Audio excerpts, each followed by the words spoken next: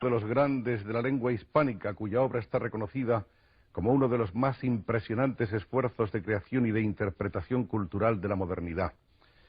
Los críticos han señalado que Paz como poeta posee el caudal de voz de Neruda, el panteísmo surrealista y pasional de Aleixandre, la fabulación metafísica de Borges, el aliento épico de Huidobro, la gallardía verbal de Vallejo. Su obra solo cobra sentido en ese marco, el de los colosos, el de los gigantes. Bienvenido sea Octavio Paz a este programa, a ver si podemos tener una conversación lenta, sosegada, como si estuviéramos allá en México o en la India. La India más que en México. Bajo el árbol del Nim. Muy bien. ¿Cómo es ese árbol? Bueno, es un árbol corpulento, es un árbol medicinal, es un árbol lleno de pájaros y sobre todo, para mí, lo más importante es el árbol bajo el cual me casé. O sea que es un poco el árbol del amor. Digamos. Por lo ¿sí? menos en tu caso concreto. En mi caso, sí. Ahí te casaste con María José, ¿no? Exactamente. ¿La habías conocido dónde? La conocí en la India. En la India. Y después nos encontramos en París por una suerte de lo que llamaba André Breton el azar electivo, la casualidad electiva, en donde el deseo y el azar se combinan. Qué maravillosamente se expresa Octavio Paz, que no solo es un enorme poeta, sino que es también uno de los más tremendos, de los más profundos y penetrantes ensayistas en nuestra lengua. Vamos a pasar un poco revista a su vida. La vida de Octavio Paz está naturalmente en gran manera como la de todos los escritores en sus libros. Hay un libro, uno de sus libros de poemas, Pasado en Claro, que es uno de los más recientes, el penúltimo, en el cual hay una serie de alusiones muy bellas a su infancia y algunas también a sus orígenes, a las raíces. Por ejemplo, en Pasado en Claro, hablando de su madre, dice Octavio Paz: mi madre, niña de 1000 años, madre del mundo, huérfana de mí, abnegada, feroz, obtusa, providente, jilguera, perra, hormiga, jabalina, carta de amor con faltas de lenguaje, mi madre, pan que yo cortaba con su propio cuchillo cada día. Tu madre, si no estoy mal informado, era de ascendencia española, hija de andaluces. Exactamente, mi madre es de origen andaluz, del sur de Andalucía. Mi abuelo era de Medinasidonia y mi abuela del puerto de Santa María, si no recuerdo mal. Y bueno, en este poema hay toda esta idea de la madre española un poco enlutada y al mismo tiempo infantil, porque estas madres venerables son un poco nuestras hijas, en cierto modo. Y en realidad los recuerdos infantiles que tú tienes de ella están más o menos expresados en esos versos, o podríanse ampliar ahora de algún modo. Una de las cosas que más me impresionó fue cómo cantaba. Y quizá mi primer contacto con España fue a través de los cantos populares de mi madre. Y no solamente cantaba canciones andaluzas, sino también canciones populares de campesinos, de Asturias y de otras regiones españolas, ¿no? De modo que España para mí está un poco ligada a la música popular. En cuanto al padre, en los mismos versos del poema Pasado en Claro escribe: del vómito a la sed, atado al potro del alcohol, mi padre iba y venía entre las llamas. Por los durmientes y los rieles de una estación de moscas y de polvo, una tarde juntamos sus pedazos. Yo nunca pude hablar con él. Lo encuentro ahora en sueños, esa borrosa patria de los muertos. Hablamos siempre de otras cosas. No nos explica mucho cómo era tu padre. Sí, no, bueno, pero explica de todos modos que era una figura dramática, diríamos, ¿no? Además explica cierta lejanía y cierta cercanía. Mi padre fue un... En fin, no sé si debo hablar ante el público de estos temas. Creo que lo que digo es bastante. Pero una figura muy mexicana. Una figura muy mexicana, una figura contradictoria. Un hombre lleno de generosidad por una parte y lleno de pasiones por la otra. Un hombre habitado por los demonios, diríamos. En consecuencia, el trato con él era un trato difícil, extremoso. Y en ese pequeño texto me parece que quise reflejar esta relación de desasosiego que sentí siempre frente a él. Había sido un gran revolucionario. Bueno, fue un revolucionario, Mi padre pertenecía a la burguesía mexicana, y cuando estalló la revolución, él era un demócrata, y quiso unirse a la facción que combatía en México en el norte, pero no pudo.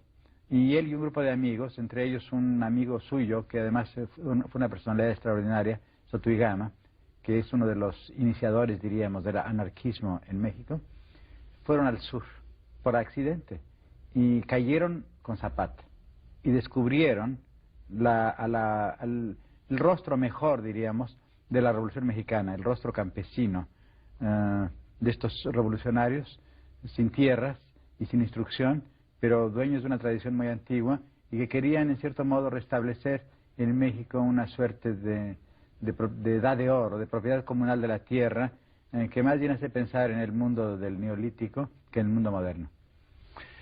Había sido o fue durante un tiempo consejero personal de Zapata. Sí, y fue enviado de Zapata a los Estados Unidos. Vivió en los Estados Unidos como representante personal de Zapata.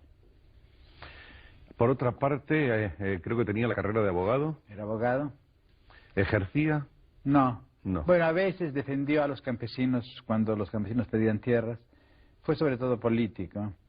Mi abuelo es la personalidad quizá más importante de este mundo familiar, porque mi abuelo fue un liberal, luchó contra la intervención francesa y además fue un escritor. Fue un gran admirador, por cierto, de Galdós. Y en mi casa había 2 o 3 cartas de Galdós, cartas breves, en las que un gran escritor contesta a un admirador de ultramar mexicano que trataba de escribir novelas históricas. Un poco mi abuelo estuvo muy impresionado por los episodios nacionales y quiso escribir en México también una suerte de episodios mexicanos que son una derivación, diríamos, de Galdós. Y que son naturalmente tomando en cuenta el México prehispánico. Bueno, hay una novela de mi abuelo que se llama Piedra de Sacrificios, que es bastante divertida. Es una novela un poco cursi, o bastante cursi, mejor dicho, en la cual los personajes principales son Cuauhtémoc y Cortés. Y el último capítulo pasa en el cielo, cuando Cortés, que se ha portado mal sobre la tierra, sube al cielo, no sé por qué, un poco como el Fausto de Goethe, perdonado por alguna india violada, y en el cielo lo recibe Cuauhtémoc y se abrazan. Bonito. Sí, un poco sentimental, ¿no? Fue como una especie de promotor o de precursor de los movimientos indigenistas. Sí, bueno, la primera novela indigenista en lengua española fue probablemente la de mi abuelo. De modo que, por una parte, unos abuelos, digamos, andaluces, por otra parte, un abuelo, no sé si la abuela cómo sería, pero absolutamente mexicano. Sí. Quiero decir que esa era una casa absolutamente dramática, una casa mexicana 100%. Además, había, claro, por una parte, las 2 tradiciones, y aparte de eso, las 2 ideologías. Mi abuelo era liberal, jacobino, y mi madre era católica y tradicionalista. Iba todos los domingos a misa y mi abuelo nunca fue a misa. Y cuando era chico yo tenía la gran preocupación de lo que iba a ocurrir con mi abuelo, si se iba a ir al infierno o no. Sobre todo cuando supe que y mi madre era católica y tradicionalista. Iba todos los domingos a misa y mi abuelo nunca fue a misa. Y cuando era chico yo tenía la gran preocupación de lo que iba a ocurrir con mi abuelo, si se iba a ir al infierno o no. Sobre todo cuando supe que los ateos o los libres pensadores no se iban al cielo, lo cual me pareció una gran injusticia divina. Me puse muy triste porque al hombre que yo quería más era mi abuelo. Que fue un poco el iniciador de la vocación de Octavio Paz. Sí, me contaba historias. Era un abuelo en cierto modo bastante tradicional. Me contaba historias de la historia de México y también de la historia universal. De los personajes de la historia de México, ¿cuál es el que le resulta más especialmente grato a la sensibilidad mexicana de Octavio Paz? Una mujer, Sor que Juana. además no pertenece a la historia de México, sino a la literatura. Sor Juana Inés de la Cruz. Claro. Me parece que es la persona más importante que ha tenido no solamente México y probablemente América la América de habla española. A la luz de nuestro tiempo, de nuestra época, y justamente en un momento en el que México y España vuelven a encontrarse después de un largo periodo de silencios, más bien de silencios oficiales, porque la relación pueblo-pueblo nunca se ha interrumpido, ¿cuál diríamos que es la interpretación, por ejemplo, de la figura de Cortés? Bueno, Cortés sigue siendo una figura discutida. Hay dos partidos en México. Los que están en contra de Cortés, y esto representa el mundo oficial mexicano, la izquierda mexicana, los liberales, todo lo que llamamos con la sospechosa palabra progresismo. Y luego los conservadores, que son los que exaltan la figura de Cortés. Bueno, yo me distingo un poco, yo no soy conservador, creo no serlo, pero me parece que Cortés es una figura de primer orden y que no podemos entender la historia de América, la historia de México especialmente, sin Cortés. Además, me parece que adorar o aborrecer a los héroes o a las figuras importantes del pasado es un ejercicio estéril. Hay que comprenderlos. Sin embargo, la verdad es, Octavio, que nos hemos dedicado sistemáticamente los hombres a ese ejercicio estéril. ¿Sí? Y después, además, sobre todo en México, quizás los españoles también, la vida de México es un continuo escribir con tinta roja o con tinta negra nuestra historia. Entonces hay héroes y hay villanos. Bueno, yo quisiera mejor una comprensión más profunda y con mayor simpatía, con mayor amor, ¿no? Menos calderoniana.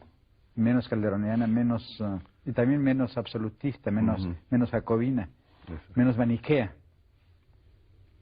A través de los padres y de los abuelos, sobre todo, llegan a la biblioteca de esa casa en la que nace y en la que vive sus primeros años.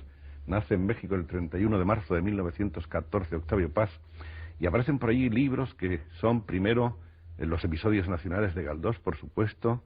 Hay también poetas españoles, hay comedias clásicas, sí, y modernas. Bueno, claro, leíamos mucho, mi primo y yo, libros españoles, libros hispanoamericanos también, por ejemplo, a Darío, a Nervo, a Bécquer, y luego a todos los novelistas españoles del siglo XIX, algunos de ellos realmente abominables, como Pereda, y finalmente, claro, a los clásicos, a Cervantes y también al teatro. Yo descubrí el teatro en Lope y en Calderón. Y también descubrí la versificación, cómo hacer versos, en Lope y en Calderón. Me interesaba en aquella época más el teatro que la poesía lírica. La poesía lírica fue un descubrimiento un poco posterior, naturalmente. Y claro, también estábamos llenos de novelas francesas. Era la etapa del afrancesamiento. Claro. Y de pornografía francesa y latina.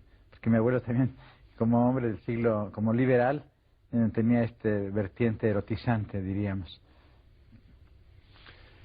Bien, vamos a hablar ahora de cómo era la casa. La casa está también descrita en muchos de los versos, pero esto haría la cosa muy larga. Vamos a citar solamente unos del poema Pasado en Claro.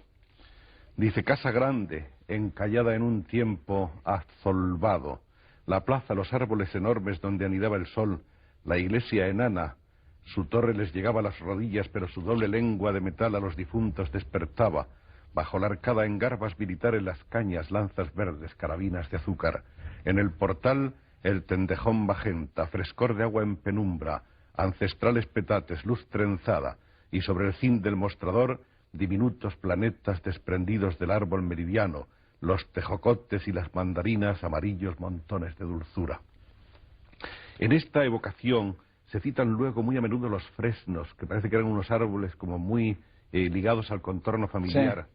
Bueno, muy ligados además al pueblo mío. Yo nací en la Ciudad de México, pero viví de niño en una casa de campo. En Mixcoac. En Mixcoac. Actualmente es un barrio de la Ciudad de México, pero en aquella época todavía tenía cierto carácter, un carácter decimonónico, porque nuestra casa era una construcción del siglo XIX. Pero al lado había una casa de fines del XVIII y enfrente había una pequeña iglesia, una iglesia diminuta del XVII. Es curioso cómo todos esos pequeños pueblos han sido absorbidos de una manera terrible por la ciudad tentacular que es México, que se ha convertido en una de las ciudades más monstruosas del mundo, como demografía y también incluso como unidad urbanística. Sí, bueno, yo creo que si uno de los aspectos más tristes del México actual es la Ciudad de México. Es una cabeza inmensa, la Ciudad de México, sobre un cuerpo escuálido, el cuerpo del pueblo mexicano.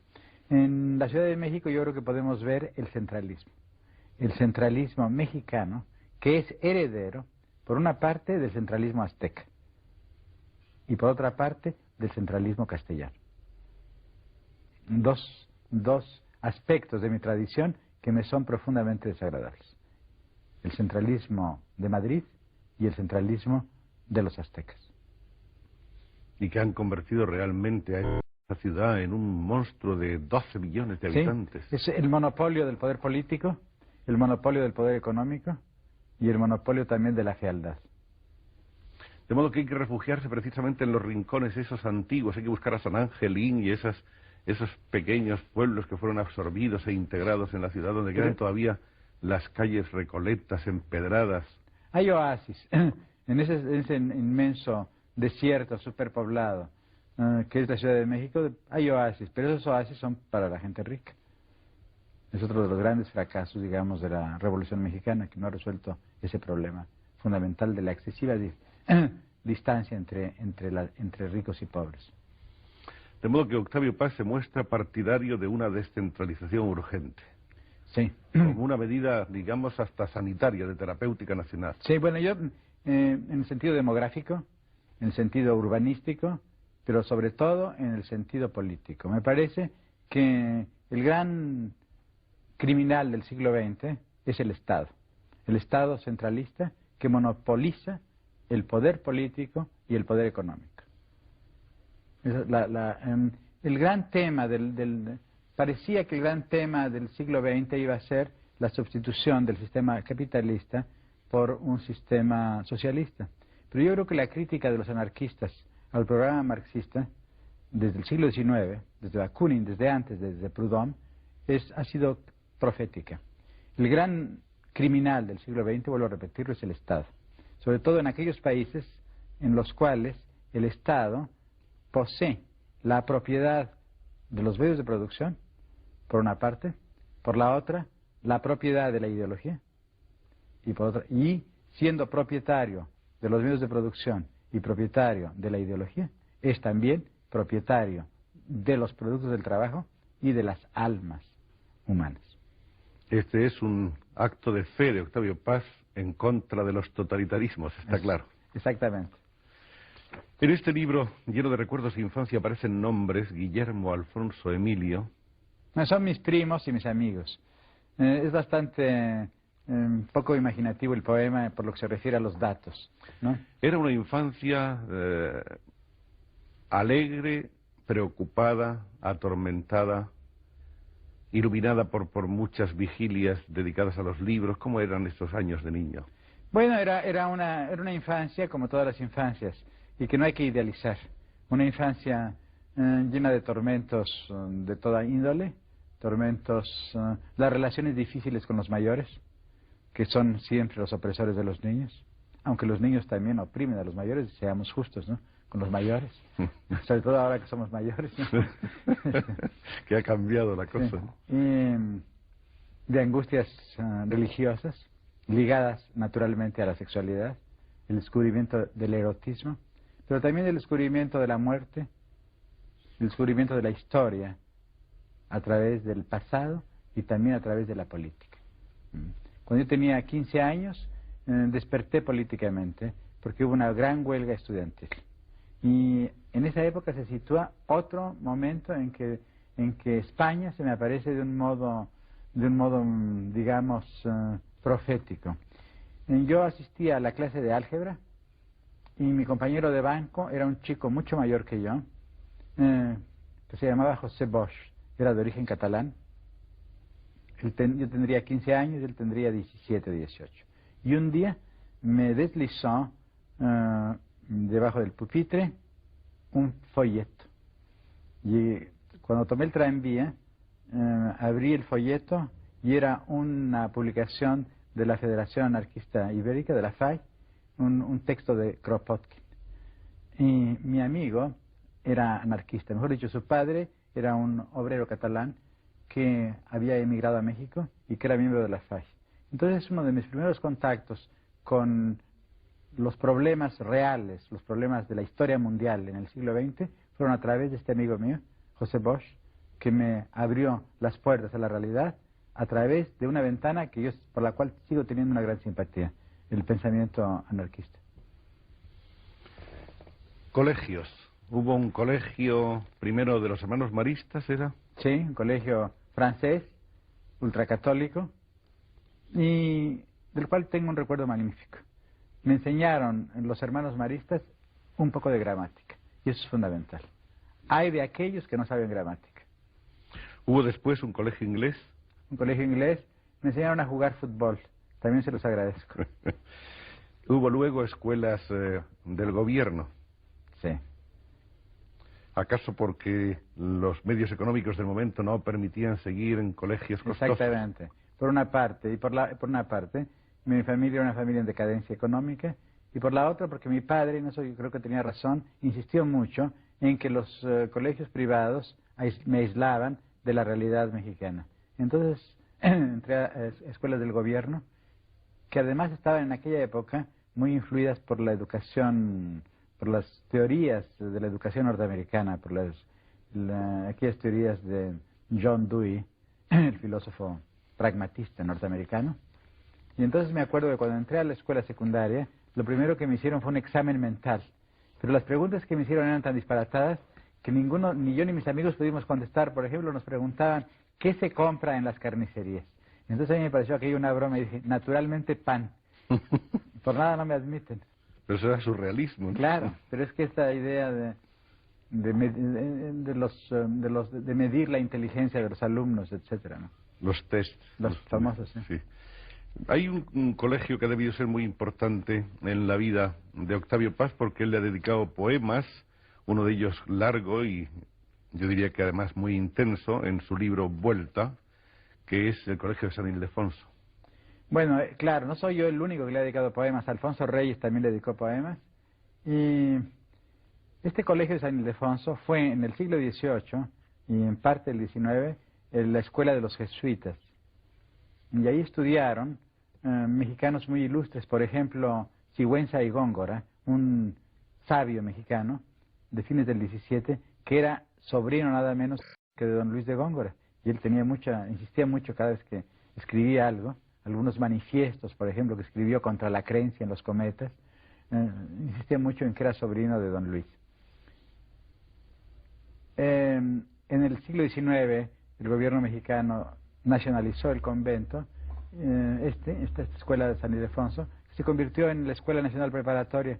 Ahí estudió la generación anterior a la mía, ahí estudió Alfonso Reyes, ahí estudió Villaurrutia, Pellicer, casi todos los poetas que me antecedieron, y también, claro, nosotros, y ahora hay toda una nueva generación.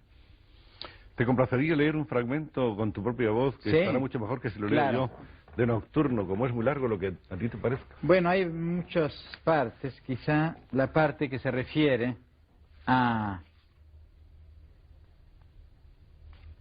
dos partes. La parte en que hablo de mis caminatas nocturnas de San Ildefonso al Zócalo. Eso es bellísima. Y después quizá una parte posterior, ¿no?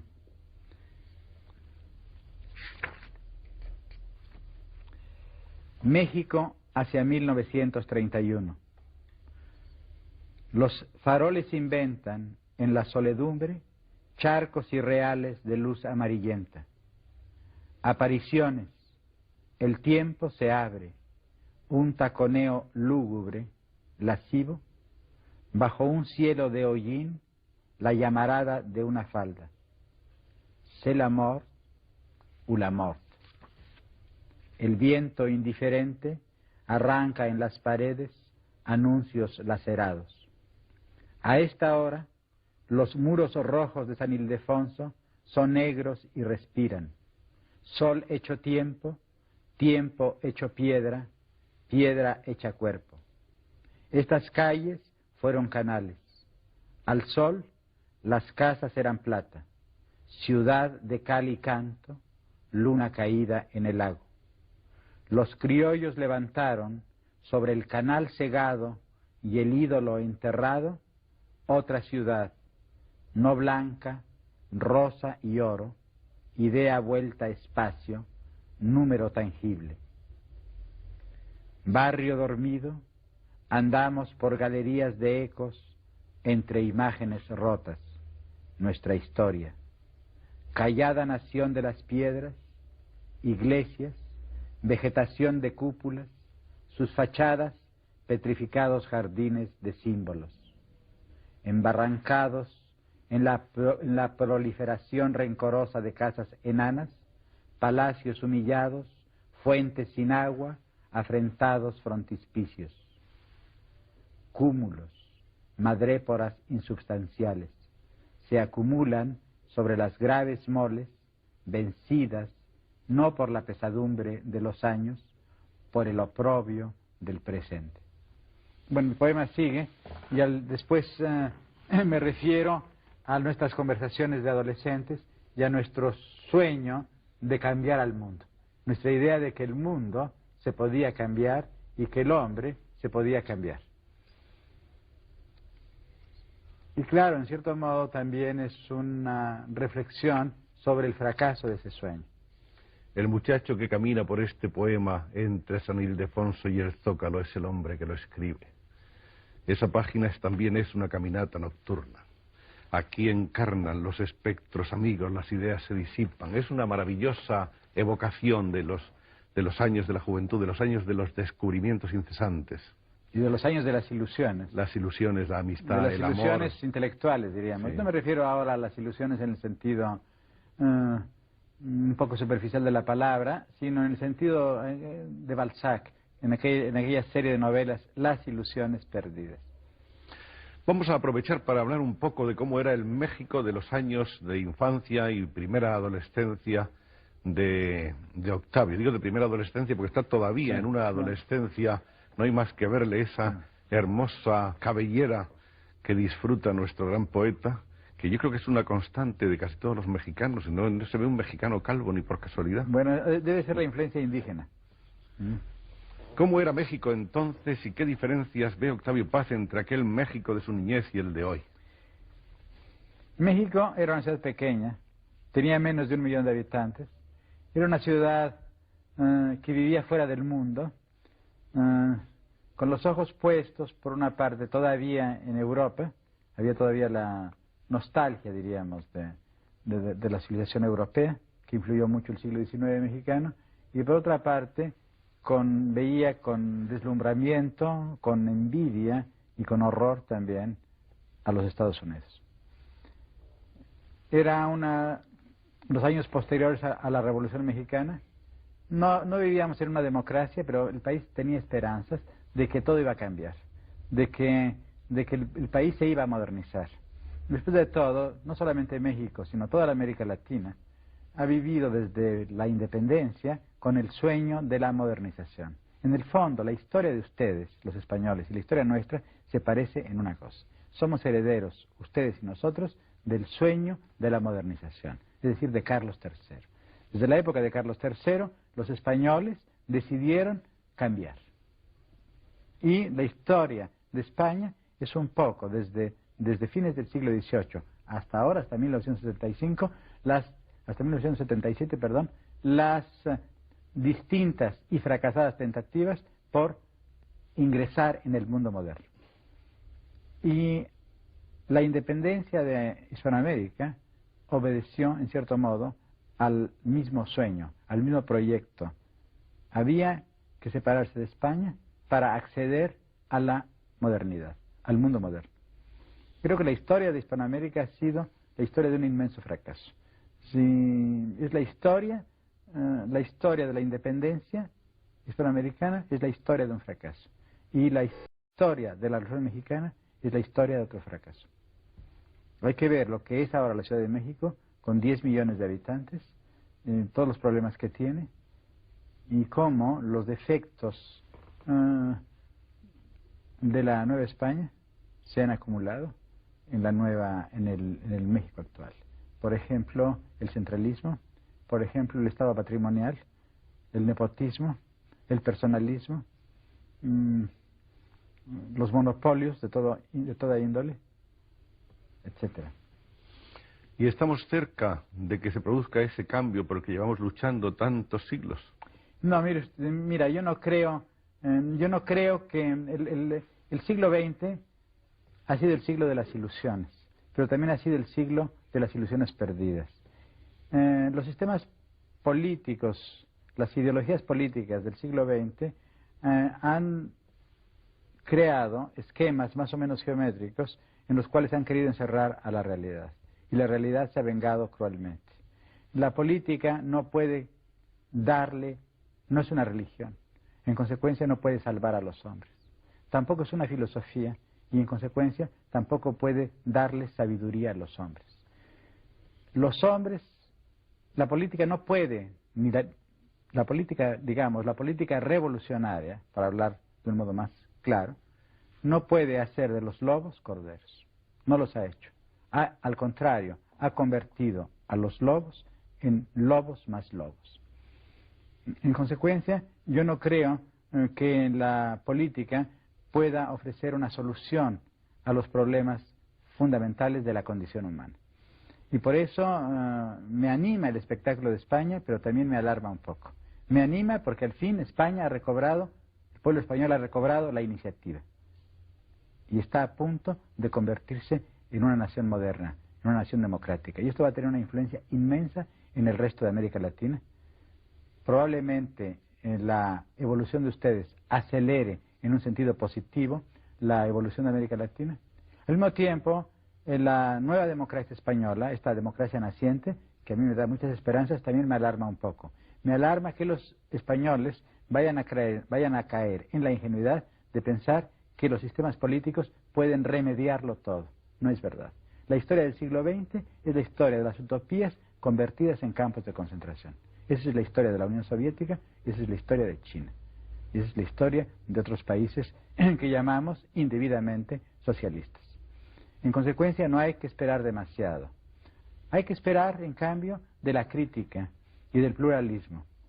La vocación democrática debe ser una vocación también crítica y pluralista.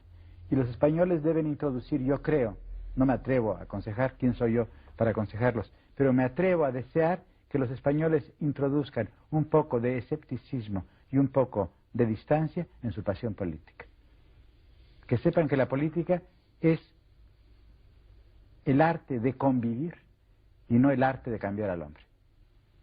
Sospecho, sin embargo, que las cosas que nos ha dicho Octavio Paz de una manera absolutamente subconsciente han sintonizado con la realidad española. Yo pienso que el español está ilusionado, pero escéptico, que el español está deseoso de ese cambio, pero sin embargo no piensa que todas las cosas le van a ser regaladas y entregadas porque sí. En definitiva, hay que creer un poco más en uno mismo y en el trabajo colectivo y en la capacidad de diálogo y en la capacidad de crítica, más que en que las ideologías van a resolvernos los problemas. La cultura hispánica, cuando no hablo solamente de España, sino también hablo del resto de nosotros, de los pueblos de América, me parece que es una civilización a la cual le falta, es la gran carencia nuestra, la dimensión crítica. Nosotros tuvimos un siglo XVII espléndido y hemos tenido un siglo XX no tan malo. Hemos tenido grandes novelistas y grandes poetas. Lo que no hemos tenido es un buen siglo XVIII. Es decir, no tuvimos una buena edad crítica. Ahora bien, la crítica es muy importante porque la crítica le enseñó, el siglo XVIII, le enseñó a los europeos la tolerancia. En la tradición española tenemos un Calderón, tenemos un Cervantes, pero nos falta un Hume, un Locke, un Kant, un Diderot, un Voltaire. Es lo que no tenemos. Y esto es la herencia que nosotros tenemos que recobrar y reinventar. Por eso el experimento español me parece muy importante. Volvamos a México. En algunos de sus ensayos, que hay cantidades, como ven ustedes, recogidos aquí en muchos libros, y no están todos los que son, estudia una serie de características raciales del mexicano, de su pueblo, de sus costumbres, Y entre otras cosas nos dice Octavio Paz que el mexicano es máscara el rostro y máscara la sonrisa, que el mexicano es un ser receloso y un ser celoso de su propia intimidad, y que nos da siempre una máscara. Es un país en conflicto. Un país, en primer lugar, dividido entre dos tradiciones difícilmente compatibles. Por otra parte, es un país muy viejo y un país muy nuevo. Es un país que además sufrió la influencia del liberalismo francés y del liberalismo norteamericano en el siglo XIX, y es un país vecino de los Estados Unidos. Bueno, todo esto, y además con una historia trágica, una historia infortunada, una historia llena de dramas y de fracasos, y todo esto ha creado una conciencia colectiva, diríamos, insegura. La máscara es la impasibilidad, pero detrás de la máscara está un rostro vivo y atormentado. Hay una serie en ese ensayo de estudios acerca de algunas palabras que antes de ese ensayo tan lúcido uno no sabía muy bien a qué obedecían, pero que explican una serie de claves muy concretas, que son la palabra abrirse, la palabra rajarse, en fin, tantos otros verbos que son... Sí. Bueno, yo creo que habría que hacer... yo me serví para escribir este libro un poco del psicoanálisis, y sobre todo de la idea fundamental de Freud. Es decir, que las ideas en realidad son expresiones de realidades escondidas y no declaradas. Es decir, que lo visible se explica por lo invisible, o mejor dicho, por lo escondido, por lo que no aflora a la luz del día. Hay también muchas consideraciones igualmente penetrantes acerca del machismo mexicano, que es un poco consecuencia del machismo español, también sobre ese carácter enigmático que tiene la mujer dentro de la sociedad mexicana. Bueno, yo creo que las sociedades crean enigmas para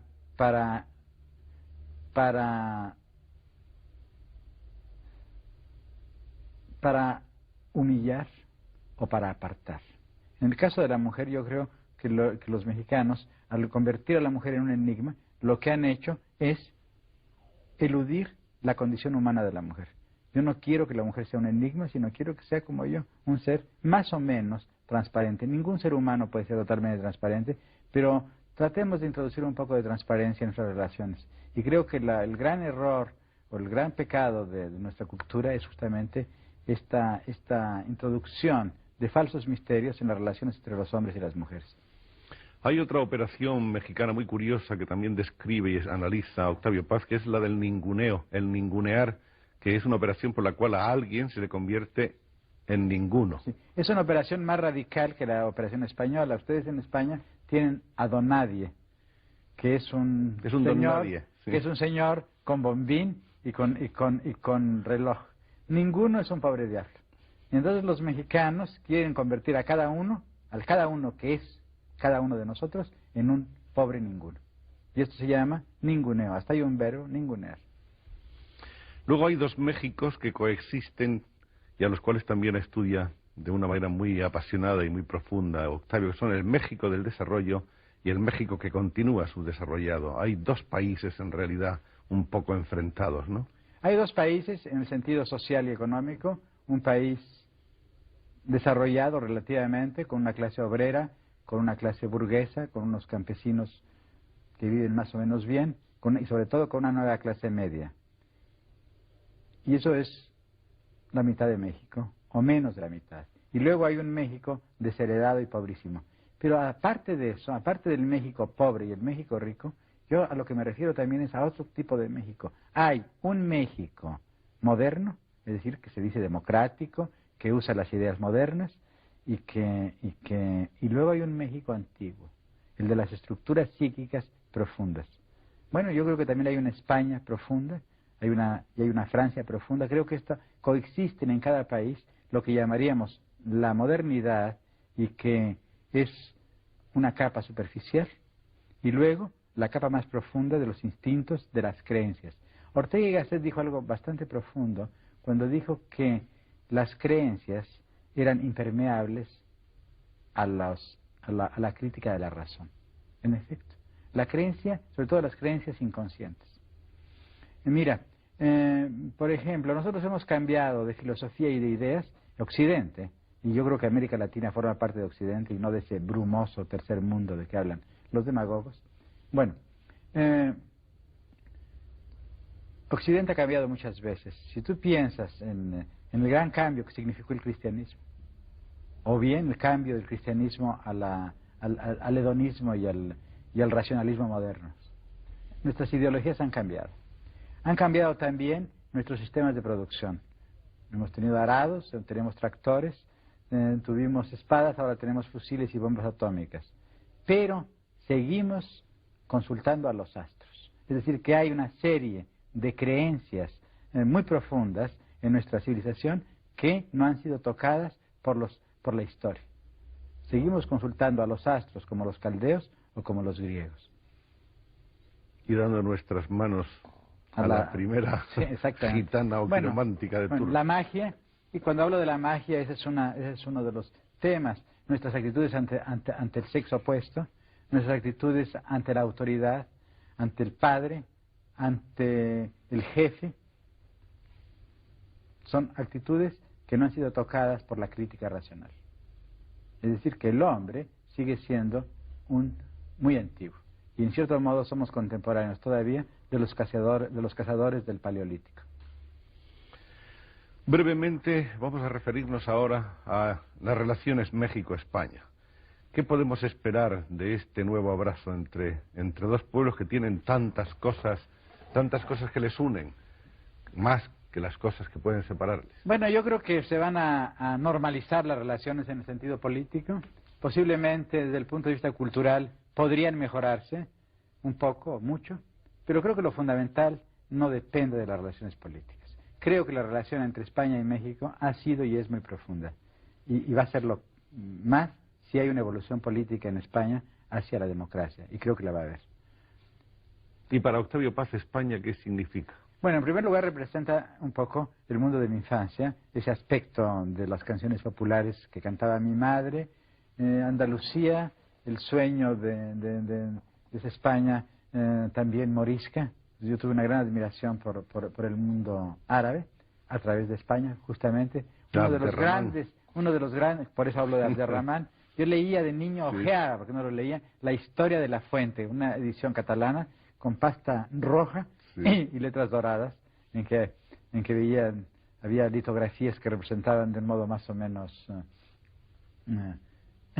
idealista a los grandes califas omeyas. Pero una de las grandes alegrías estéticas fue cuando, en la década de los 30, al mismo tiempo que descubrí a los poetas de la generación de 1927, descubrí el libro de los poemas arábigo-andaluces de García Gómez. De Emilio García Gómez. Es un libro que me tocó mucho, que me influyó, y creo que hay ecos en mi poesía de estos textos. Así que para mí España también significa eso. Significa después, claro, la Galdós, Cervantes, pero sobre todo significa también el descubrimiento de la nueva poesía. Yo descubrí la poesía moderna en los poetas españoles. Los poetas españoles de la generación de 1927, primero que nada, en Guillén, en Lorca, en Alberti, un poco más tarde, en Cernuda, Salinas. Toda esta generación me deslumbró. El primer contacto fue a través de una antología de Gerardo Diego. La famosa antología de Gerardo Diego. Y claro, después hubo publicaciones en México de poetas españoles. Por ejemplo, se publicó en México un poema que me sigue encantando, de Gerardo Diego, Fábula de X y Seda. Es uno de los intentos más perfectos, diríamos, de creacionismo, unido a la retórica del 17. En el año 1931, puesto que, como se ha visto, Octavio Paz empieza a escribir muy pronto, está ya escribiendo en una revista que no sé si fue fundada por él, Cuadernos del Valle de México. Sí. Y está preparando su libro que aparece más o menos por esa fecha, Luna Silvestre, primer libro de poemas. Sí, es un libro en el cual hay ecos de estos poetas y probablemente también de Juan Ramón, aunque yo no había leído a Juan Ramón. Y cuando apareció ese libro, León Felipe, que llegó a México, me dijo, pero estás muy influido, chico, por Juan Ramón Jiménez. Yo no había leído a Jiménez. Yo había leído a los poetas jóvenes españoles, y esos poetas habían influido en mí. En 1934 conoce físicamente por vez primera a un poeta español, que es justamente Rafael Alberti, en visita a México. Exactamente, Alberti y María Teresa León, muy rubia, un poco tizianesca y a veces rubenesca, y él con una cara un poco de Apolo. De Apolo, decía Juan Ramón Jiménez, que se rompió las narices. Llegaron a México en una misión de propaganda política. En aquella época yo creo que Alberti, que era muy joven, tenía 30 y pico de años, acababa de adherir al Partido Comunista. Y había publicado un pequeño libro que se llamaba Consignas, si no recuerdo mal. Me impresionó mucho Alberti. Fue la primera vez, además, que oía a un gran poeta decir sus poemas en público, y fue un espectáculo para mí extraordinario. Después lo conocí, lo visité con frecuencia, y no sé si lo recuerde, yo le regalé un libro de Quevedo. Acaba de salir en una edición nueva de Astrana Marín, un crítico un poco temible, diríamos, un erudito lleno de datos y de ceguera estética. Bueno, el libro de Astrana Marín acaba de salir y yo se lo llevé a Alberti como regalo. Al poco tiempo Alberti publicó unos sonetos, un grupo de poemas dedicados a Sánchez Mejías, en los cuales hay unos sonetos quevedescos, admirables por lo demás. Me gustaría detenerme un momento en esa alusión que ha hecho Octavio a cierto tipo de eruditos o de críticos que tienen una gran ceguera estética, aunque estén atiborrados de erudición y de sabiduría. ¿Por qué será? ¿La erudición es enemiga? No. No. Hay eruditos que han sido maravillosos. El saber no hace daño, sino a las personas que no tienen sensibilidad o no tienen cerebro o tienen alguna limitación intelectual o moral, ¿no? En 1934 hay otra noticia acerca de la vida de Octavio Paz de la que me gustaría hablar brevemente. Creo que puede ser interesante. Sí. Dicen que Octavio crea en la península de Yucatán una escuela para hijos de obreros y campesinos. Sí, fui a fundar una escuela para hijos de obreros y campesinos con los dos amigos, no solo yo, por supuesto. Y después de ahí me vine a España, ¿no? 1937, estamos en plena guerra civil y es invitado por la agrupación por la alianza de intelectuales antifascistas que organizan un congreso que se celebra en París, Madrid, Barcelona y Valencia, ¿no es eso? Había en México una organización de escritores antifascistas que se llamaba Liga de Artistas y Escritores Revolucionarios. Y yo no pertenecía a esa liga porque estaba en contra de algunos de los presupuestos ideológicos, por ejemplo, estaba en contra del realismo socialista. Pero yo había escrito, era amigo de algunos de ellos, y sobre todo de los jóvenes de la Juventud Comunista y de la Juventud Socialista, y yo había escrito algunos poemas que más o menos les parecía que tenían una tendencia semejante a la de ellos. Yo le envié mi libro a algunos poetas españoles, entre ellos y sudamericanos, entre ellos a Neruda y a Serrano Plaja, que formaban parte del comité que invitaba para este congreso. Y yo creo que Neruda, según lo cuenta en sus memorias también, y él me lo dijo alguna vez, propuso que se me invitase a mí, a pesar de que yo no era miembro de esta agrupación de escritores, y se me invitó. Por cierto, yo recibí la carta de invitación cuando estaba en Yucatán, pasando unos días en Chichén Itzá, de modo que pasé del mundo de los mayas a la guerra civil. Un pequeño paréntesis, un inciso aquí. Podemos preguntar, sin riesgo de caer en la indiscreción, si Octavio Paz es militante en algún tipo de partido político. No. No. Yo no creo que los escritores deban militar en iglesias ni en partidos. En una época de mi vida trabajé por el Estado mexicano. Fue una contribución más bien dudosa y que en cierto modo no me siento orgulloso de ella. Creo que los escritores debemos permanecer lejos de los partidos políticos y de las iglesias. Con esto no quiero decir que no tengamos ideas políticas, no. La política es una actividad natural de los escritores, de los hombres del siglo XX, y los escritores somos hombres del siglo XX y debemos tener actitudes políticas, pero nuestra actitud debe ser crítica. Y creo que la militancia en un partido político no enriquece al poeta ni al escritor, lo empobrece. ¿Y al partido? El partido usa y generalmente... Usa y exprime y generalmente mal. Sí, mira, tenemos el ejemplo de grandes poetas del siglo XX que han militado en el Partido Comunista, pero que su poesía no se ha beneficiado.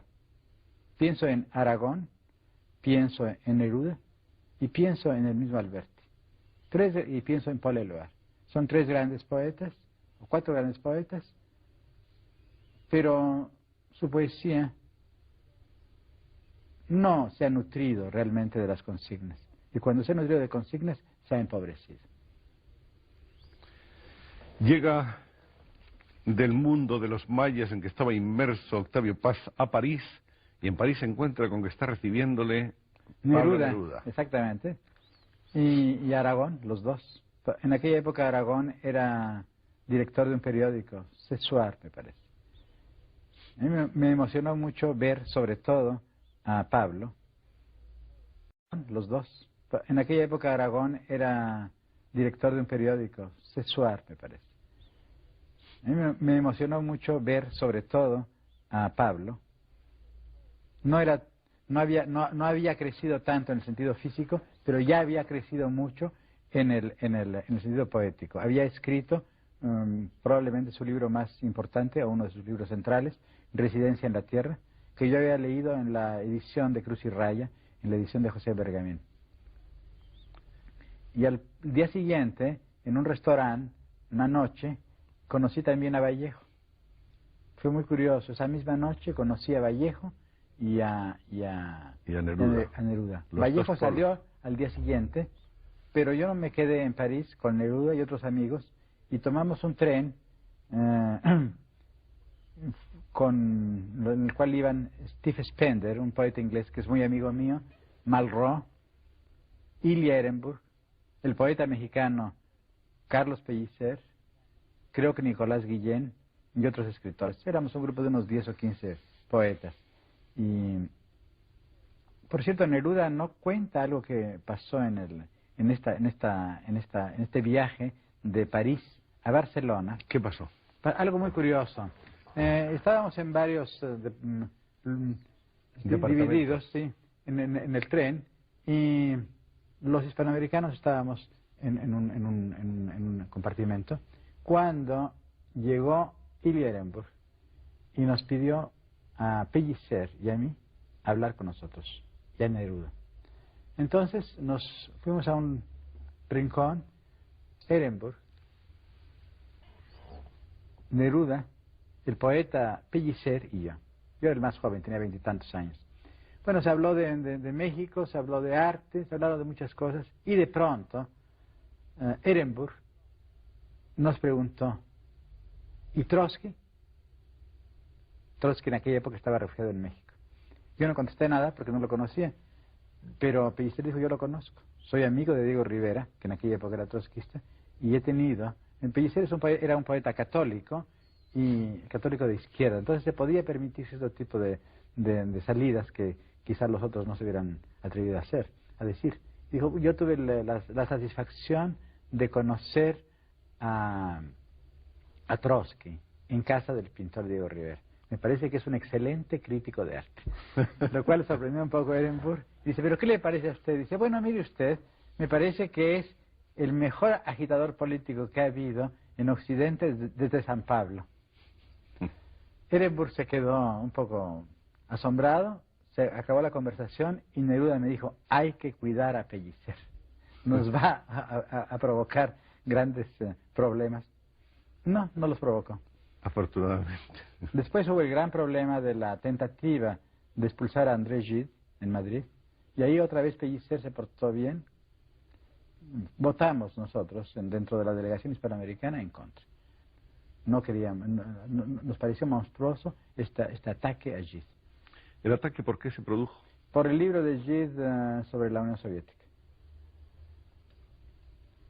en el cual explicaba sus diferencias con ellos. Llega el tren a Barcelona, me parece, ¿no? Sí.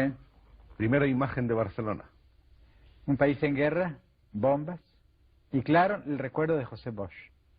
Pero no lo vi. José Bosch había desaparecido, probablemente. No supe de él en este primer viaje. Después supe de él. Después Valencia. Valencia, en Valencia, Miguel Hernández, bueno, Serrano Plaja, el Grupo de Hora de España, Gil Albert, Ramón Gaya, Emilio Prados. Pero la primera memoria es en un hotel de Valencia, no recuerdo cuál, un hotel lleno de intelectuales, de conversaciones, de humo, y de pronto en un piano, un poeta español que creo ha muerto, José Herrera Petere, tocando en el piano, y de pronto Miguel Hernández, que se puso a cantar. Justamente canciones españolas que me recordaron las que cantaba mi madre cuando yo era niño. Y que quizá eran las mismas. Probablemente eran las mismas, aunque la letra era un poco distinta porque era una letra política, una letra revolucionaria.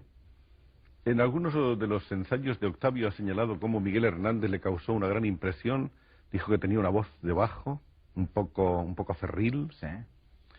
¿Cómo era Miguel? Bueno, Miguel era un poeta. Eso de que era un poeta campesino nunca me lo tragué enteramente. Pero sí había algo de campo en él, algo de árbol de llanura, y también algo de ganado. Tenía algo animal, y esto era muy sano, muy fecundo en él. No sé qué más podría decir, excepto que me impresionó más el hombre físico y el hombre de sensibilidad que el hombre de pensamiento. Y eso se ve en su poesía. Creo que es un gran poeta de lenguaje. Tiene mucho más que ver de lo que se piensa con el siglo XVII, y sobre todo con la gran retórica española, con Calderón, sobre todo quizá. Me gustaría que Octavio Paz, que es un hombre que con esa velocidad impresionante emite opiniones, porque todas las tiene ya perfectamente pensadas acerca de todas las cosas, nos hiciera aquí como una breve reflexión acerca de lo que puede haber sido este periodo histórico de España, es decir, estos 40 años, desde el 37 en que vino por vez primera hasta el 77 en que lo tenemos aquí sentado en esta silla. ¿Política o culturalmente? Política y culturalmente. Bueno, culturalmente no sé realmente qué decir, ¿no? Estamos demasiado cerca.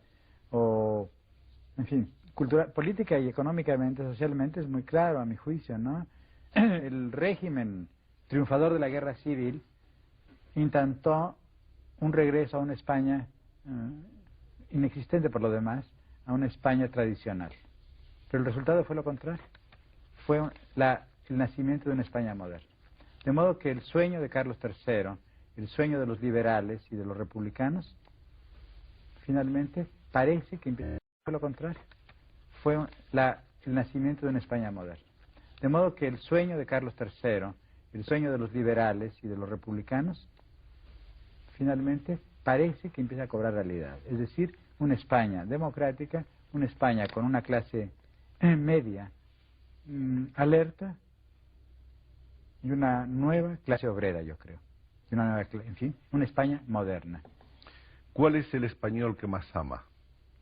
El arcipreste de Hita es el español en el cual el mundo es una convivencia y a veces una cohabitación.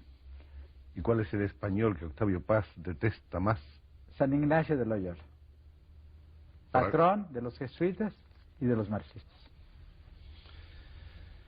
Hablemos de la literatura española de este siglo. Hay una serie de ensayos y hay también un interesante diálogo epistolar Octavio Paz Juan Marichal, titulado Las cosas en su sitio, donde nos dice Octavio que la literatura española de este siglo no es dorada, como tampoco fue dorada la del siglo de oro. ¿Cómo es entonces? ¿Cuál es el color de la literatura española? Es difícil definir a una literatura por sus colores. Es un poco impresionista. Es un método peligroso como crítica literaria, pero digamos que la literatura española no siempre, bueno, hay un color negro, diríamos, y es la tendencia expresionista. Hay negro y rojo es el expresionismo español. Pero hay otros colores. Me parece que la poesía de Cernuda no es ni negra ni roja, la poesía de Jiménez tampoco, la de Machado tampoco. No podemos reducir una literatura a los colores, quizá. Yo creo que la literatura española moderna es una arquitectura también. En todo caso, es una gran literatura. ¿Opinión sobre Machado? Bueno, Machado me gusta más el prosista, el crítico, que el poeta, francamente. ¿Sobre Unamuno? Bueno, el personaje de Unamuno me es profundamente antipático, pero esto es personal. Es un gran escritor antipático. Un hombre que ha dicho que otros inventen, y además que ha dicho que quiere salvarse con todo y zapatos, es un ser que me estremece y que no me es simpático. ¿Ortega? Ortega lo admiro muchísimo y me es profundamente simpático, a pesar de de que ciertos aspectos de su pensamiento, evidentemente, están muy lejos de lo que yo creo y de lo que yo siento y de lo que yo quiero. Por ejemplo, su idea de las jerarquías, su idea de la función de las minorías en una sociedad. Todo esto me parece desagradable. Pero en cambio creo que es un hombre en el cual el pensamiento crítico tiene una dimensión, una sustancia, que no lo veo en Unamuno. Unamuno habló del sentimiento trágico de la vida. Bueno, en primer lugar, lo que él llama sentimiento trágico no es trágico. La tragedia es algo griego y no tiene nada que ver con este cristianismo dramático. Y además, la obsesión de la muerte no es un privilegio o una exclusiva española o mexicana o hispanoamericana. Todos los hombres somos mortales y todos los hombres pensamos en la muerte. Así que no. En cambio, Ortega me parece que es un pensamiento mucho más, que tiene más distancia frente a la realidad, usa menos de la oratoria y del patos, y yo creo que es uno de los grandes, de las grandes inteligencias de nuestra cultura. ¿Baroja? Baroja lo conozco menos, me apasiona mucho menos. Me gusta muchísimo Valle Inclán. Valle Inclán me parece uno de los grandes escritores. Además, él es el inventor de la novela hispanoamericana. Exacto. La novela hispanoamericana novela, comienza sí, con Tirano Banderas, digamos las cosas, ¿no? En el año 1938 regresa, después de su viaje a España, a México, funda la revista Taller.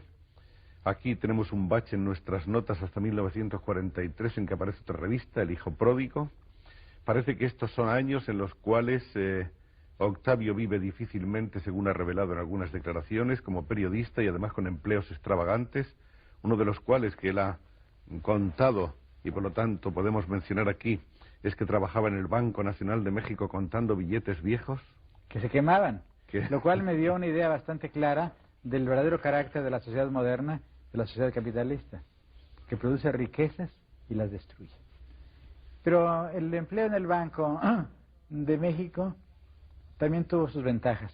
Por ejemplo, como yo no podía escribir y me tenía que pasar 4 o 5 horas contando billetes y me di cuenta que yo nunca llegaba a contar exactamente, que siempre me equivocaba, decidí no contarlos, decidí hacer como que contaba, no los contaba, pensaba, me llevaban paquetes de 3,000 billetes y yo, que podían ser 3,005 o 3,002 o 2,900. Y yo aceptaba que aquello eran 3,000 billetes y lo que hacía era componer sonetos. Así pude componer una serie de sonetos. ¿Qué más daba quemar 3,000 que 3,500? Claro, era igual. Bueno, y en esa época, en vista de que las cosas eran difíciles, Octavio solicita una beca Guggenheim que le es concedida, y mediante la cual, y gracias a ella, viaja a Estados Unidos. Vive un año, según creo, de la beca, y después, el segundo año, hay que vivir de nuevos empleos pintorescos, ¿no? Sí. Bueno, tuve 2 empleos extraños. En Estados Unidos trabajé en el cine, doblando películas. Trabajé en la radio, haciendo pequeños comentarios. Di conferencias en universidades sobre temas que conocía mal. O como dice Eliot, fui conferencista en Mozambique y escribí mi cenotafio en las costas de África. Bueno, yo fui conferencista en el Wild West y estuve a punto de escribir mi epitafio en Nueva York. Y fue incluso en un momento candidato a marino mercante. También, sí. Quise entrar en la marina mercante, que de milagro no me aceptaron. Porque si me aceptan, estaría quizá con los peces del Pacífico. Hundían muchos barcos en aquella época, era la época de la guerra. ¿Y el epitafio en Nueva York, por qué? El casi epitafio de Nueva York, ¿por qué? Porque viví muy difícilmente. Pensé que iba a perecer, no de hambre, pero de frío. Porque no, vivía en un pequeño hotel, que fue, por cierto, fue un hotel célebre antes, el Hotel Brevoort. Uno lee las novelas de principios de siglo, incluso las novelas de Fitzgerald, y es el hotel donde se reunían la sociedad brillante de Nueva York en la década de los 10 y de los 20. Pero cuando yo llegué era un hotel en ruinas y muy barato. Vivía ahí, pero no tenía dinero para comprar un abrigo. Yo veía como el invierno se aproximaba, estábamos ya en otoño, los árboles empezaban a despojar las ruinas y muy barato. Vivía ahí, pero no tenía dinero para comprar un abrigo. Yo veía como el invierno se aproximaba, estábamos ya en otoño, los árboles empezaban a despojarse de sus hojas y yo no podía proveerme de un abrigo. Finalmente, gracias a un peruano, Ciro Alegría, pude doblar una película, y entonces me compré el abrigo y me salvé de la pulmonía que me esperaba. Dice Octavio de ese viaje que en el tiempo que estuvo en Los Ángeles descubrió una ciudad que tenía una atmósfera vagamente mexicana. Bueno, vagamente, ¿no? Muy mexicana. Muy mexicana. Muy mexicana. Bueno, en primer lugar, Los Ángeles es la ciudad en la que hay más mexicanos después de la Ciudad de México. Más de 1 millón. Más de 1 millón. Y después es una ciudad en la cual el mundo mexicano está absolutamente vivo y es dramático además. ¿Qué diferencia hay entre un pachuco y un chicano? Un pachuco es un chicano que no sabe que es chicano. Y un chicano es un pachuco que ya no quiere ser pachuco y que está decidido en transformar la transgresión estética y moral que fue el pachuquismo en reivindicación política. Es decir, un chicano sería un pachuco con conciencia política. Ese es otro de los grandes problemas sociales que tiene México, el chicano. No, ¿No? Es un problema de los Estados Unidos, porque la minoría mexicana en Estados Unidos es la segunda minoría. Pero en el fondo los mexicanos que están viviendo así en los Estados Unidos no sueñan con volver un día a México. Ah, bueno, esos no son chicanos, esos son los braceros que se han ido, hay una diferencia ahí. Ah, y digamos, los mexicanos que viven en los Estados Unidos y que guardan el pasaporte mexicano y que sueñan quizá con volver.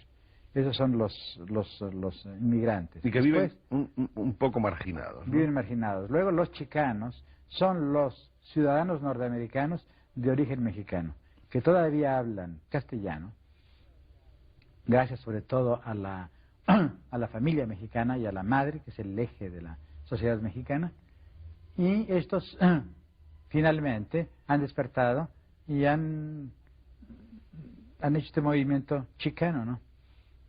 Con huelgas, etcétera. Una cosa muy interesante, muy importante. La figura de César Chávez, que aquí no se conoce mucho, parece que es una figura muy importante, Claro. del líder de ese movimiento. Es uno de los líderes de los trabajadores mexicanos, de los trabajadores chicanos. Pero César Chávez ha tenido la inteligencia de no convertir sus reivindicaciones económicas y sociales en reivindicaciones de orden político. Él lo que quiere es igualdad de trato. En esa estancia en Estados Unidos, naturalmente conoce a muchos poetas de lengua inglesa, conoce también a Jorge Guillén. Una gran impresión, es un poeta al que yo quiero muchísimo, al que admiro además. Ha influido en mi poesía, yo creo. Conoce a Robert Frost, conoce a Juan Ramón, conoce a otras muchas gentes. Llegamos al año 1945, en el cual se produce una de esas cosas, en fin, ciertamente importantes en una biografía, y es que Octavio entra en el servicio diplomático de su país. ¿Se produce de una manera inesperada? Sí, yo había decidido quedarme en los Estados Unidos y de pronto nombraron secretario de Relaciones Ministro de Negocios Extranjeros de México a un viejo amigo de mi padre, al doctor Castillo Nájera. Y yo estaba en Nueva York, le envié un pequeño, él era embajador de México en Washington, cuando leí en el periódico que había sido nombrado ministro de Negocios Extranjeros, pues le mandé unas líneas felicitándolo. Y su respuesta fue llamarme por teléfono. Me dijo, yo no sabía que estabas en Nueva York, ven a verme. Entonces me dijo, me han dicho que se conoció un poco mi historia y mis dificultades, me han contado todo lo que te pasa, sé que te vas a quedar en los Estados Unidos, si vas a vivir en el extranjero, ¿por qué no entras al servicio exterior? Y así un poco de milagro entré. Tuve que hacer un examen, no fue muy difícil en realidad, y después de eso entré, pero no entré como embajador, entré como vicecónsul. De modo que mi carrera diplomática fue una carrera muy larga y bastante mediocre, porque avancé muy lentamente. Además, yo no quería avanzar, yo quería que no se fijasen en mí. El primer destino es en París, años 46 al 51, coincidiendo con la apoteosis del surrealismo. Más bien, querido, con el crepúsculo del surrealismo, crepúsculo. porque el surrealismo ya estaba de capa caída, pero para mí fue una gran experiencia. Yo había sido muy amigo de algunos disidentes europeos en México. Fui amigo, claro, de los españoles, pero también fui amigo de algunos europeos, entre ellos de Victor Serge y de Benjamin Péret y de Jean Malaquais, que eran más o menos gente ligada con la Cuarta Internacional. Y a través de Péret, cuando llegué a París, conocí a Breton y a los amigos surrealistas. Y claro, fue el grupo con el que sentí inmediatamente más afinidad. Afinidad política, afinidad humana, afinidad vital, afinidad poética. Me parece que el surrealismo fue el último gran movimiento espiritual de Occidente. Quiero decir, no solamente fue una teoría, una escuela poética. Como escuela poética vio grandes poetas en Francia, pero en fin, no es lo esencial. Tampoco como escuela pictórica, aunque grandes pintores como Max Ernst o como Miró hayan sido surrealistas. Me parece que lo importante es la unión de arte, poesía, moral, visión del mundo. Todo eso fue el surrealismo. Por eso digo movimiento espiritual. En 1952, viajes por Japón y por la India, que sería luego uno de los largos estacionamientos diplomáticos, ya con categoría de embajador. Sí. Por Bueno, 6 años. fui a la India por primera vez como secretario de la Embajada de México, y en Japón también estuve en esa situación, y me impresionó mucho. Probablemente lo que más me impresionó en esa primera visita fue la poesía japonesa, y después, aunque lo leí solamente en inglés, por desgracia, y en francés, la poesía china, la literatura china en general. Siempre tuve más afinidad con lo chino y lo japonés en materia poética, y en materia metafísica con lo indio. Es curioso, ¿no? Hay luego unos cursos que dicta en la Universidad de México, más o menos por el 55, en que crea también un teatro experimental denominado Poesía en Voz Alta. Del 59 al 62, nuevamente en París, entre otras cosas, firma un manifiesto ante la crisis del sistema político mexicano. Sí, fue mi primer acto, siendo funcionario del gobierno, de disidencia. Sin represalia. Sin represalia. Pensé que debería renunciar, y le dije al subsecretario de Relaciones, que era un poeta, un gran poeta mexicano, José Gorostiza, le dije, Pepe, voy a renunciar. Y me dijo, no renuncie, deje que el presidente lo corra. El presidente ya iba de salida y no me corrió. Entonces me quedé un poco por inercia. En el 62 es nombrado embajador en la India, donde pasa 6 años y donde, entre otras cosas, como nos contaba antes, se casó en Delhi bajo el árbol del Nim, ese árbol que es tan importante, sí, para bueno, su historia. Haber conocido a María José por una parte, y por la otra haber descubierto la filosofía budista, me marcaron para siempre. Y se completan de algún modo, la plenitud y la vacuidad. De manera que Oriente ha influido de una manera decisiva, y fundamentalmente la India, más que el Japón y más que... Bueno, no sé, China. es difícil que uno se juzgue, Claro. pero yo diría que en mi poesía he tratado de introducir una cierta economía que se la debo al Japón y a China. Pero al mismo tiempo, mi visión de las cosas, de la realidad, de nuestro destino en esta tierra, que es la única que conozco, está profundamente influida por el budismo, yo creo. Por supuesto, no aspiro a la sabiduría. En agosto del 67 ingresa en el Colegio Nacional de México. En el 68, que es un año importante porque se producen todos esos motines, esos movimientos juveniles revolucionarios, esas rebeliones en París, en Roma, en Tokio, en México, se produce la famosa represión de la Plaza de las Tres Culturas, de la Plaza de Tlatelolco, y inmediatamente, como una reacción humana, nacional, patriótica, Octavio Paz presenta con carácter irrevocable su dimisión como embajador. Sí. Y se aparta de la carrera diplomática. Pedí mi disponibilidad, exactamente, y decidí no seguir representando a un gobierno que en lugar de resolver este problema por medios políticos y pacíficos, había acudido a la represión. 1969 vuelve a París y en París nuestro amigo, el gran poeta, ensaya una aventura muy curiosa. Después vamos a hablar de toda su obra poética, pero vamos a hablar aquí de esta aventura, que es una aventura realmente increíble, en la que él, con otros 3 poetas en otras tantas lenguas, se reúne a escribir. ¿Se dice renga en masculino o en femenino? No sé. ¿Será un renga o una renga? Es lo que no sé. Le he preguntado a varios japoneses y los japoneses se quedan muy serios, sonríen, hacen una reverencia y desaparecen sin aclararme la cuestión. Explicamos un poco qué es esta combinación poética. Sí. Bueno, curiosa. renga, se llama en realidad renga no. O no renga, no recuerdo ahora. No renga o renga no. En fin, es una forma poética japonesa.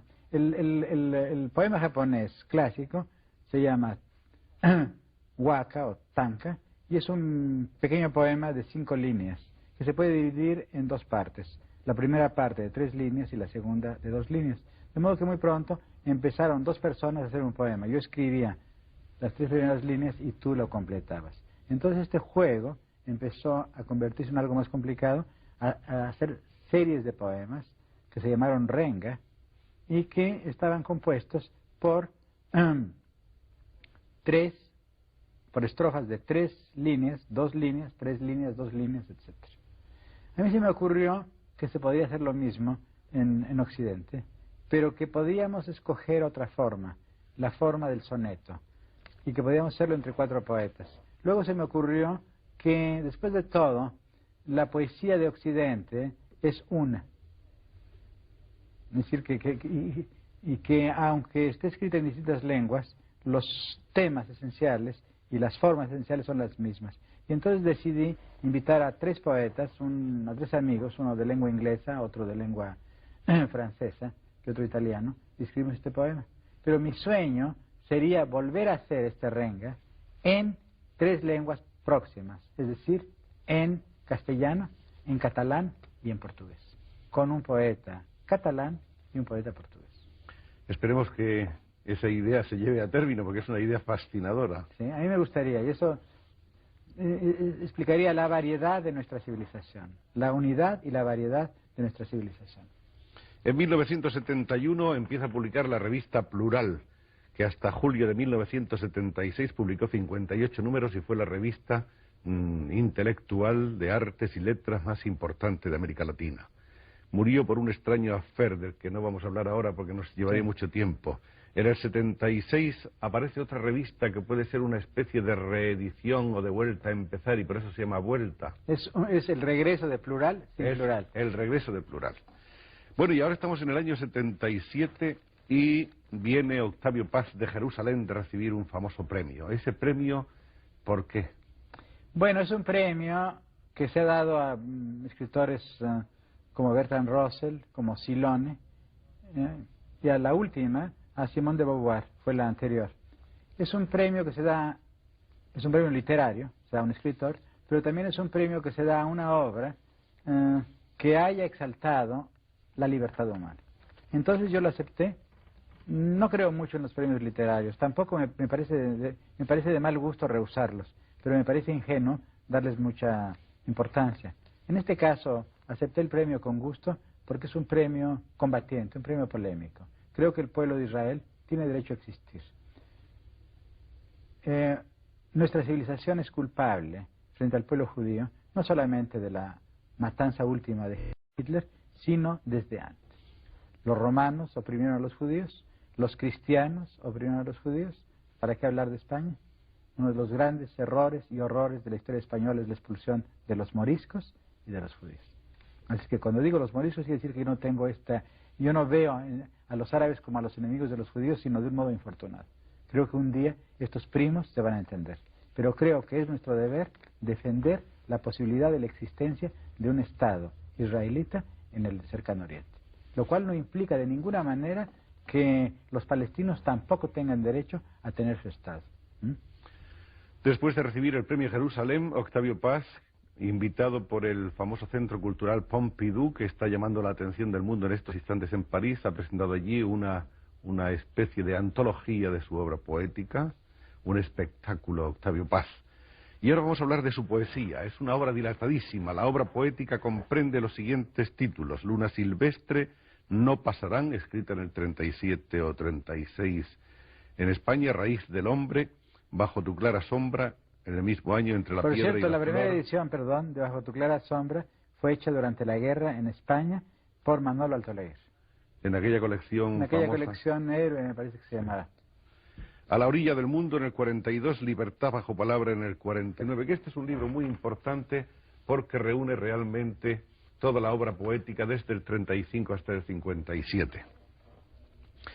Águila o Sol en el 51, Semillas para un himno en el 52, Piedra de Sol, otro bello libro, en el 58, Libertad bajo palabra, Salamandra, otro libro que no hemos podido encontrar porque está agotado en España y que comprende toda la obra poética de 1958 a 1951 y fue publicado en el 62. En 1963 aparece otro libro desconcertante en ese momento, que es Topoemas, seguido también el mismo año de Discos visuales, donde Octavio Paz nos introduce en el mundo de la poesía visual. Bueno, me interesó un poco siempre me ha interesado la pintura, en realidad. He escrito sobre Marcel Duchamp, sobre muchos pintores, y me pareció que había una relación, en la época moderna entre, la ha habido siempre, pero ahora de un modo más explícito, entre el mundo visual y el mundo poético. Y entonces me hice estos pequeños experimentos, o estos pequeños juegos. En realidad son juegos, y como todos los juegos, me interesan mucho, ¿no? La Centena, poemas 35 al 68, publicada en España como una agrupación de libros anteriores, de poemas de libros anteriores.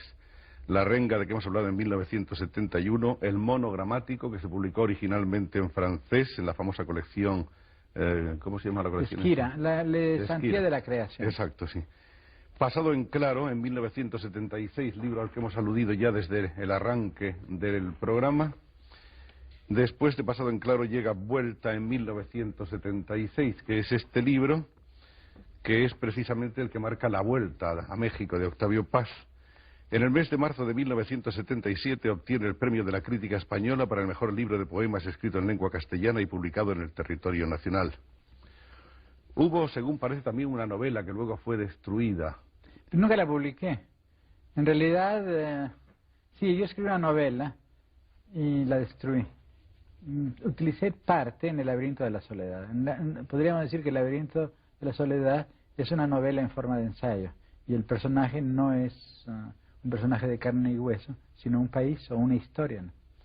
Pero además de creador, como poeta, Octavio Paz es también un profundo ensayista, un hombre que justamente en las obras de este carácter es donde se expresa de una manera más acabada su intencionalidad poética, de tal manera que poesía y ensayo están estrechamente vinculados y constituyen una unidad.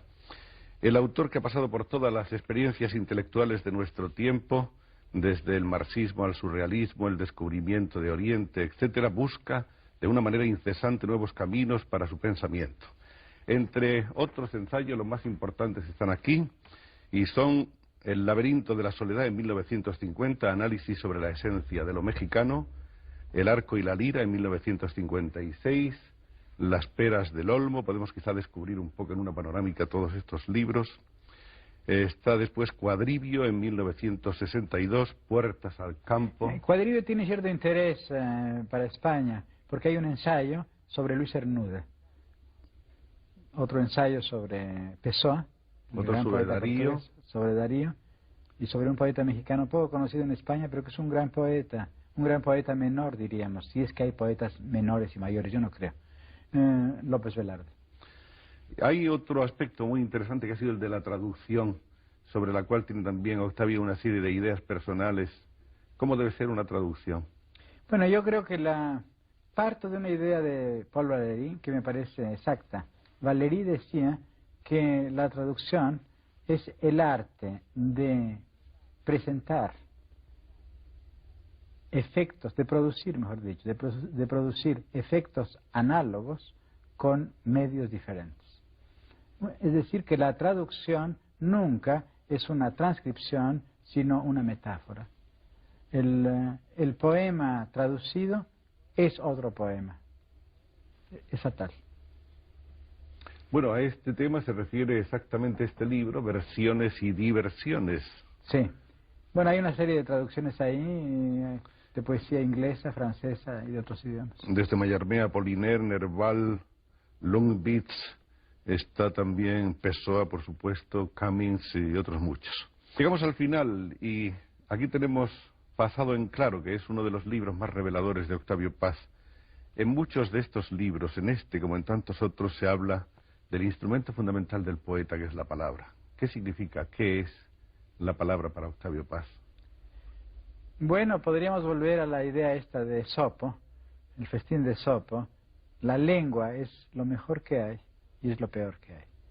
La lengua es la realidad substancial del escritor o del poeta, y al mismo tiempo es su irrealidad total. ¿Nos lo querrías decir con tus propios versos? Voy a decir la parte final de este poema.